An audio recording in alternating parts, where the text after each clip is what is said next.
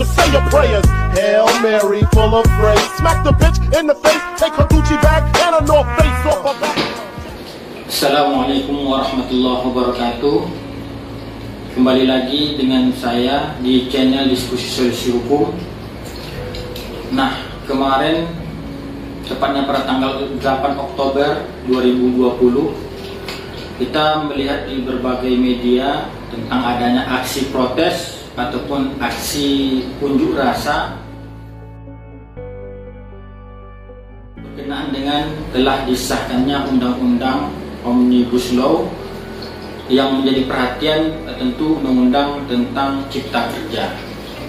Nah, di sini kita tidak akan menceritakan bagaimana detail permasalahan undang-undang tersebut, namun kita memberikan gambaran tentang bagaimana apabila dalam unjuk rasa tersebut terjadi kekerasan, kemudian siapa yang harus bertanggung jawab, kemana akan dilakukan pelaporan, baik dari pihak kepolisian ataupun dari pengunjuk rasa. Kemudian kita akan memulai sedikit tentang bagaimana, apa dasar-dasar dari unjuk rasa tersebut dan apa dasar-dasar pihak kepolisian melakukan pengamanan. Nah, itu kira-kira yang perlu kita sampaikan.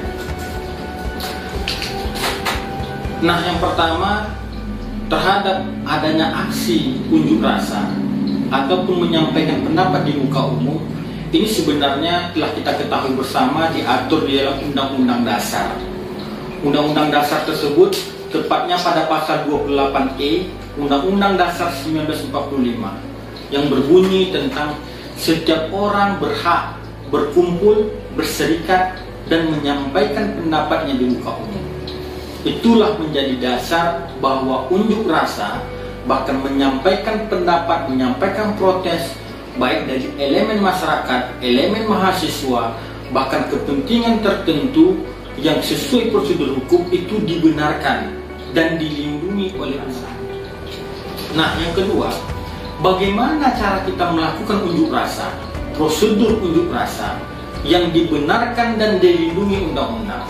Maka di sini diatur oleh Undang-Undang Nomor 9 Tahun 1998 tentang kemerdekaan hak asasi manusia, atau tentang kemerdekaan menyampaikan pendapat di muka umum. Nah, disinilah diatur bagaimana cara-cara kita melakukan unjuk rasa. Nah, unjuk rasa yang dilindungi undang-undang merupakan unjuk rasa yang berdasarkan undang-undang, tepatnya Undang-Undang Nomor 9 Tahun 1998 tersebut. Nah, kemudian menjadi pertanyaan, kenapa pihak kepolisian hadir sebagai tameng ataupun penertib dari suatu kejadian unjuk rasa?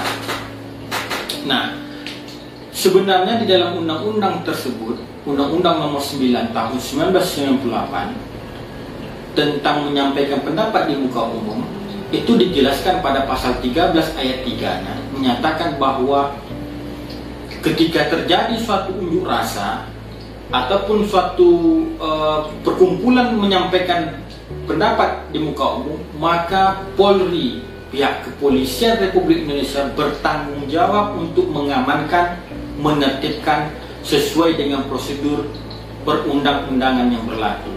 Maka menurut undang-undang ini, tepatnya Undang-Undang Nomor 9 Tahun 1998, Polri ditunjuk sebagai pihak perwakilan negara yang mengamankan unjuk rasa.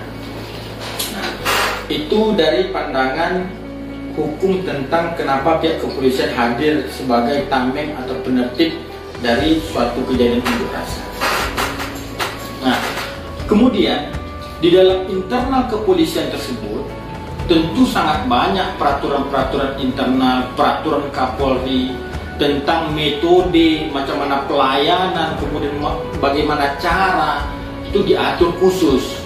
Namun di sini kita akan mengambil gambaran yang sederhana saja, tepatnya pada Peraturan Kapolri Nomor 9 Tahun 2008, bagaimana sikap pelayanan dari pihak kepolisian terhadap suatu masa dalam unjuk rasa. Lebih kurang seperti itu.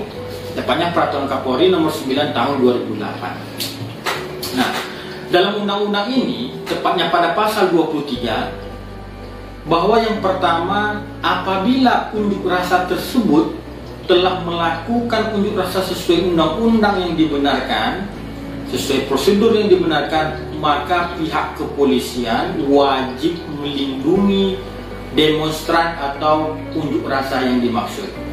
Itu yang perlu kita garis bawahi. Apabila kita melakukan unjuk rasa sesuai dengan prosedur hukum yang berlaku, maka pihak kepolisian wajib hadir sebagai orang yang, sebagai pihak yang melindungi dan tidak boleh menghalang-halangi. Itu poin pertama.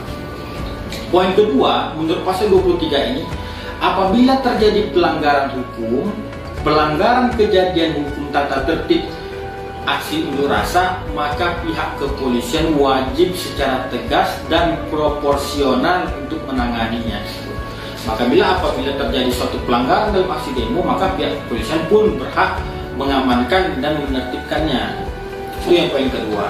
Nah, poin yang ketiga, bagaimana jika terjadi anarkis dan ricuh, risuh, kemudian amuk, massa membakar dan sebagainya.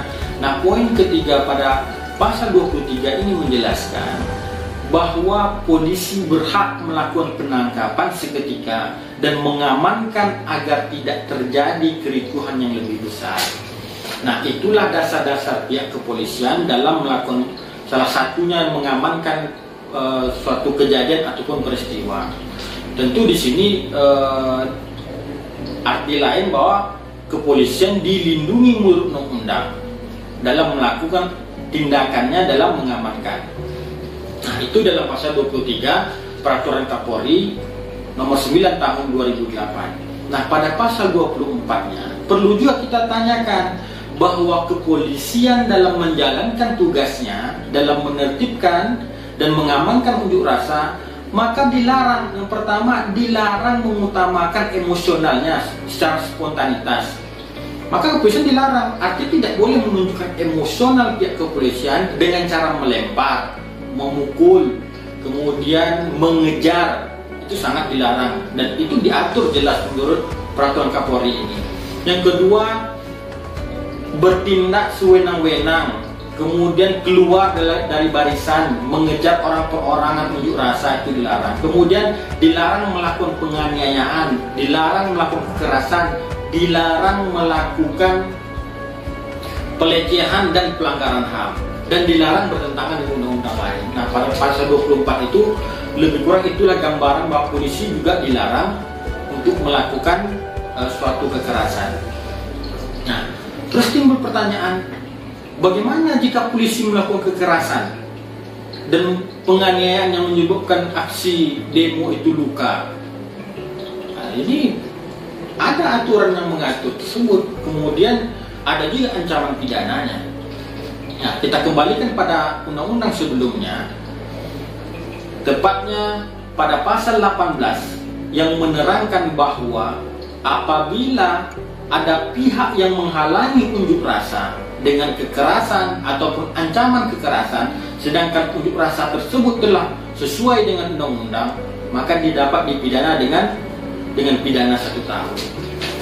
Nah, maka buat rekan-rekan, buat teman-teman seperjuangan yang lagi berunjuk rasa, apabila terjadi pelanggaran-pelanggaran, maka pihak kepolisian yang melakukan pelanggaran tersebut dapat kita laporkan.